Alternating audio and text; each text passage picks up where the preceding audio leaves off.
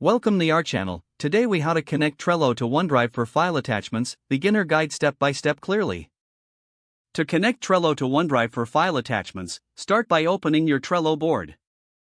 Locate the panel on the right side of the screen. Click on the attachment button within a card. In the attachment options, look for the OneDrive logo. If you don't see the OneDrive option, you may need to enable it in your settings. Select the OneDrive option to begin the connection process. A prompt will appear asking you to log in to your OneDrive account. Enter your OneDrive credentials and authorize Trello to access your files. Once connected, you will see your OneDrive files available in the attachment menu. Navigate through your OneDrive folders to find the file you wish to attach. Select the desired file by clicking on it. Click the Attach button to add it to your Trello card. The file will now appear as an attachment within the card for easy access. You can view or download the attached file from this card anytime. To disconnect OneDrive from Trello, go to your Trello account settings.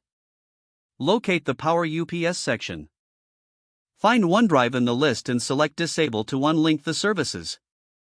Confirm your action, and OneDrive will be removed from your Trello account.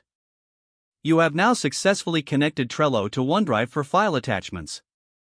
If the page does not load, refresh the browser or try again in a private or incognito window. Make sure you are using the correct email address, then retype it carefully to avoid small typos.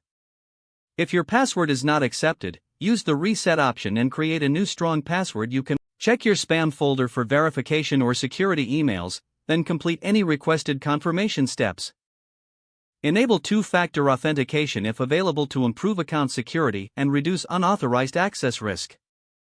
After signing in, review your profile details so your contact information and settings are accurate and current. If you see an error message, note it down and try again after restarting your device and internet connection. Log out when you finish, especially on shared devices, to keep your account and payment information secure. If the page does not load, refresh the browser or try again in a private or incognito window. Don't forget to like this video and subscribe to our channel for more step-by-step tech guides.